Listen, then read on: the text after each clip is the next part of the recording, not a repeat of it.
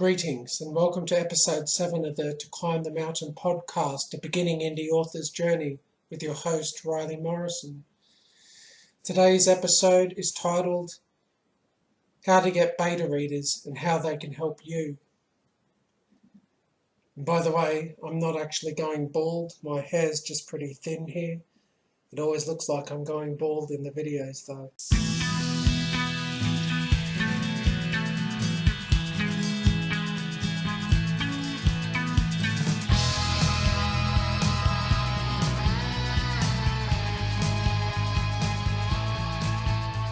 I suppose a logical place to start is to actually define what a beta reader is. A beta reader is someone who reads the early version of your book, usually after you write your first draft, maybe after your second, you'll get a beta reader to read over it and leave any comments or suggestions they have. An alpha reader is someone that reads your first draft. The beta reader is usually someone that reads your second or third draft. In the description below, I've left a link to a website that has a lot of questions you can ask your beta readers. These questions will help your beta reader leave useful feedback for you as the author to fix up in your third draft or your second draft, depends how clean you write your first draft. So it gives them something to focus on as they read the story rather than just trying to think of stuff afterwards when you ask them questions. So say the questions are along the lines of, were the character motivations believable? Was there any part of the book that was boring? Was there too much repetition? What did you find most engaging with the book? What did you find least engaging? Stuff like that. I suggest you read the questions and the resources linked below. These questions are great as they basically give you a clear idea of what someone else thinks of your book. And if you have multiple beta readers, this can be very useful, just to get a feel for how other people are going to read your book, the general public basically.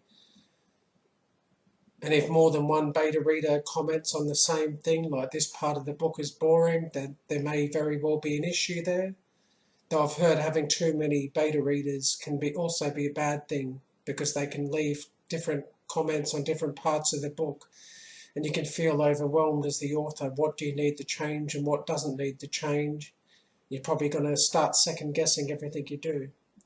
So probably having a small handful of beta readers is useful, and it can take the place of an editor.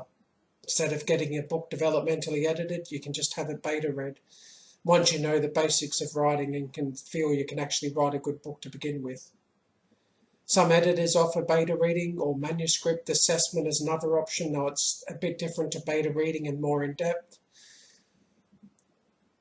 But there are many different ways to get beta readers.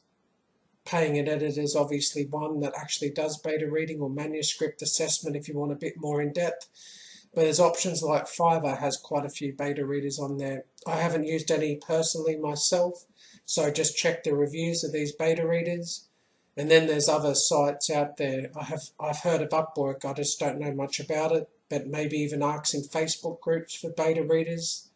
Just go to a Facebook group that's dedicated to your genre and ask politely, but make sure you're allowed to ask questions like that. Otherwise, you can do what I did, which was basically reach out to people that had reviewed my book, in this case Heir to a Lost Son, check their Amazon profile to see if they have an email address linked to it, and reach out to them via email. I was lucky in that my beta reader Melody joined my mailing list, and I asked her through there, got her email through there and asked if she wanted to be an ARC reader or a beta reader, and she chose a beta reader. Having a beta reader has definitely been a godsend for me. She's done so much for me, Melody has, and I've named the character after her in my book, Dawn of the Lost Son. So I can help you in other ways, not just feedback for your books, but also they might become your fans and spread your information about your books to their friends on social media. And Melody has done so much for me, and I can't thank her enough. So I've almost got a friend out of asking, having the guts to ask someone to do something for me that had joined my mailing list. So that's what it takes. Just you need to ask people, would they like to be your beta reader or ARC reader or whatever you want them to be? And the worst they're going to say is no, go away, or something like that. So most people are just going to be very nice about it. In the case of Melody, I think she said I was the first author that had ever reached out to her, so I guess she was a bit surprised by it. And I've got a lot out of it. Her having, she's reading all my books now and leaving useful feedback and giving me suggestions and all that sort of stuff. So there's some options to get beta readers. There's the free option, the way I suggested that I've done it. And then there's the more paid ways, like going to Fiverr or some other place like that and hiring a beta reader. And if you're going to hire a beta reader and pay them money, I suppose you'd expect a bit more from them than what a general reader might leave you. As you're exchanging money, you'd probably want a bit more of an in-depth analysis.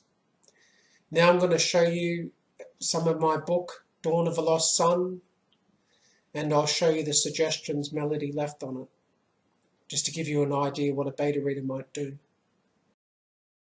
Here's my Google Doc of Dawn of a Lost Sun, which is book 2 of my series. My beta reader Melody answered questions that I put at the start.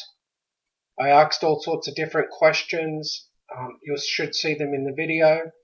This is to get more focused feedback on the beta reader's ideas on the book, rather than just saying, how did you like the book, what parts didn't you like? She's probably not going to remember everything, so this gives her more focused feedback on and says exactly what I want to know from her to make my book better.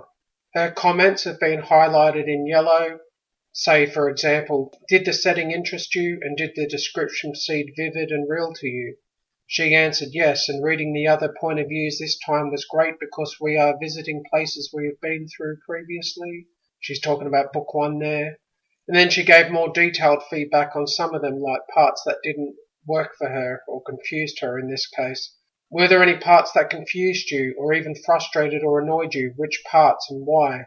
And then, she talked about the part that confused her, and then I actually answered her, saying that I'd changed it. Now just quickly scroll through the rest of her comments. This was all at the beginning of the book, and this way I could get her feedback at the very start and not have to look through the entire document to find her comments. That said, she also did leave comments throughout the book, but most of them were pointing out spelling mistakes and just other errors. Some of them minor continuity errors, stuff like that. But she almost acted as like a base level proofreader. So I'll skip ahead now and just show some of her comments throughout the book. Here's an example of stuff she did for me. She's changed a word here to correct it. I obviously spelt it wrong, and she's pointed out repetition of words. Sometimes she offers suggestions of how I can reword things as well. She's great like that. And I've just basically replied to that saying I've changed it.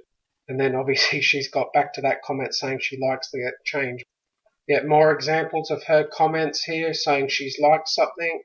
So anyway, throughout the whole book she's pointed out places she's really likes. She did point out one example of a sentence that she didn't really think fit the book.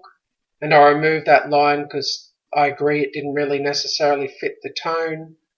It was more of my sort of slapstick comedy type thing I like. So, and the book's not really slapstick comedy. So there you have it, beta readers, what they can do for you and how to get them. I definitely suggest getting it something like the way I've got it. I got my beta reader. I actually got a second one doing it that way, but she's sick at the moment, so she hasn't been able to do anything for me. So if you're a cash-strapped author like me, use whoever you can by reaching out to them. And I don't mean use in a bad way either. I mean just reach out to them and be nice to them, and hopefully they'll be nice to you back. It can be so helpful in so many ways to have people working with you in your author career, especially when you're a beginner author like me. Now my next video is probably going to be something along the lines of writing to market. At the moment I'm writing a book, lit RPG book that I'm writing to market. I'm following the tenets of people like Chris Fox. I like to imagine my write to market journey is going to be like I'll be the beginner author Chris Fox. He's obviously a lot more progressed in the business than I am, so yeah, I'm going to be learning along the way, and I'm actually going to try to document as much of it as I can.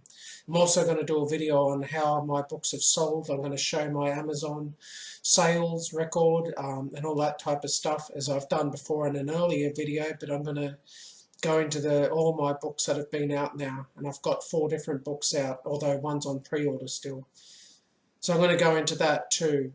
And then I'm going to go into keep an eye on how the lit RPG sells and probably make videos on that and share whatever I've learnt from the experience, regardless to whether it succeeds or fails.